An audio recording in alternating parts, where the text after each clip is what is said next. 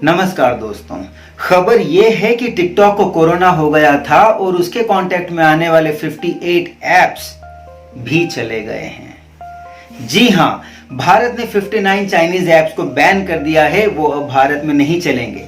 और जैसा कि हमारे देश में हमेशा कुछ न कुछ ऐसे लोग तो आपको मिल ही जाएंगे जो कभी कोई पॉजिटिव बात कर ही नहीं सकते, वो पैदा ही हुए हैं कुछ न कुछ नेगेटिव बात करने के लिए। ऐसे लोगों का कहना है कि अगर 59 ऐप्स को बैन कर देने से चाइना गलवान वैली को खाली कर देगा तो हमारी मोदी जी से रिक्वेस्ट है कि आप 118 ऐप्स को बैन कर दो। मैं खुद ये मानता हूं कि इतनी छोटी सी चीज करके हम चाइना को नहीं डरा सकते। मैंने एक वीडियो बनाया है जिसमें मैंने ये बताया है कि कैसे हम बुरी तरह से चाइना पर डिपेंडेंट हैं। अगर आप वो वीडियो देखना चाहें तो मैं उसकी लिंक सब्सक्रिप्शन बॉक्स में डाल दूंगा नीचे। तो हम बात करते हैं, लोग ये कह रहे हैं कि चाइना पर इसका कोई असर नहीं होगा। दोस्तों, अगर असर नहीं होता तो चाइना ने ये स्टेटमेंट क्यों दिया है कि भारत का ये जो स्टेप है इसको लेकर वो बहुत कंसर्न्ड है और वो इसकी जांच कर रहे हैं। और जब भारत ने 59 ऐप्स को बैन कर दिया है तो चाइना ने क्यों भारत की न्यूज एजेंसीज और न्यूज वेबसाइट्स को बैन कर दिया है चाइना में? कुछ तो असर होगा, तभी तो बैन किया है। अगर ऐप्स को बैन करने से कोई फायदा नहीं होता है तो चाइना ने क्यों यूट्यूब, फेसबुक इनको बैन कर रखा है?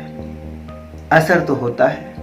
और दूसरी बात जो ज्यादा इंपॉर्टेंट है, जब एक लड़की का रेप किया जाता है या उसका मर्डर कर दिया जाता है, हम लोग मोमबत्ती जलाकर पहुंच जाते हैं एक जगह पर। एक मोमबत्ती जलाने से क्या वो लड़की की जिंदगी या उसकी इज्जत वापस आ जाती है? बिल्कुल नहीं। लेकिन हम मोमबत्ती जलाकर ये कहना चाहते हैं कि जिस हैवान ने उस लड़की का रेप किया है, उसका मर्डर किया है, ऐसे हैवान को इस समाज में रहने का कोई हक नहीं है। ऐसे इंसान को, ऐसे हैवान को कड़ी से कड़ी सजा दी जाए ताकि किसी और की बहन बेटी आगे चलकर ऐसे लोगों का शिकार न हो। तो मोमबत्ती जलाना इज अ सिंबल कि हम उस पीड़ित के साथ हैं। साल में एक दिन जब एक बहन अपने भाई की कलाई पर धागा बांधती है तो भाई ये कहता है कि हाँ, मैं तुम्हारी रक्षा करूंगा।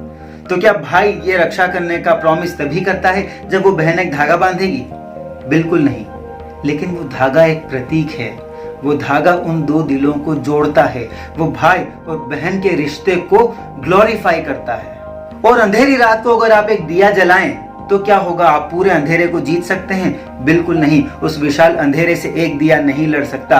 लेकिन जब एक काली अमावस की रात को पूरा देश दिए जलाता है, उस रात को दिवाली कहते हैं। और वो त्योहार है, वो प्रतीक है इस बात का कि अंधेरा कितना ही घना क्यों न हो, अगर हम मिलकर लड़ें तो उजाला हमेशा जीतता है।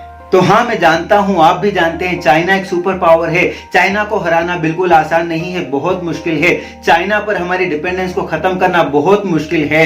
लेकिन जब चाइना के एक अखबार ग्लोबल टाइम्स ने यह कहा कि भारत चाइना के प्रोडक्ट्स को बैन कर सकता है, लेकिन चाइना भारत के प्रोडक्ट्स को बैन नहीं कर सकता क्योंकि चाइना में से भारत के प्रोडक्ट्स आते ही नहीं है। उन्होंने बहुत गंदा ताना मारा हमारे ऊपर। तो आनंद महिंद्रा ने इसका जवाब दिया कि चीन को हम धन्यवाद देते हैं ये शब्द बोलने के लिए।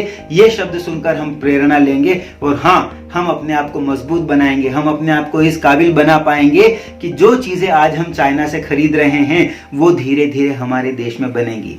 आज हम शुरुआत करेंगे तो रिजल्ट तुरंत नहीं आएंगे, उसमें टाइम लगेगा। आज आप एक बीज बोते हैं तो कल पेड़ बनकर उस पर फल नहीं लग जाते। It takes time. लेकिन हमें कहीं तो शुरुआत करनी पड़ेगी। अगर हम हमेशा ये सोचकर बैठे रहें कि दुश्मन बहुत मजबूत है, हम उससे नहीं लड़ सकते, हम उसे नहीं हरा सकते, तो शायद आज भी हम अंग्रेजों के गुलाम होते। तो अपने आप को कम आंकना बंद कीजिए। Don't under estimate yourself. हमारे अंदर वो ताकत है जिसका हम एहसास करके अगर इस्तेमाल करें तो इस धरती पर कोई ताकत नहीं है जिसको हम नहीं हरा सकते। ऐसे लोग जो टिकटॉक से लाखों रुपए महीने कमाते थे, टिकटॉक के बैन होने पर वो कह रहे हैं कोई बात नहीं, टिकटॉक नहीं है, हम किसी दूसरे प्लेटफॉर्म पर मेहनत करके पैसे कमाएंगे, लेकिन देश पहले आता है। तो टिकटॉक के जाने पर इतना सारा नुकसान उठाकर भी जो लोग देश के साथ खड़े हैं, उन लोगों से सीख लेनी चाहिए। ऐसे लोगों को जो दिमाग के बल पर नहीं, घुटनों के बल पर जीते हैं।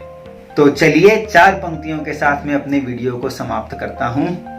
जिसकी कोई सीमा नहीं उसे ही तो आसमान कहते हैं। जो हिम्मत ना हारे कभी उसे ही तो इंसान कहते हैं। और सुनो चीन वालों, जो तुम्हारा बाप यहाँ बैठा है, राम और कृष्ण के इस देश को हिंदुस्तान कहते हैं।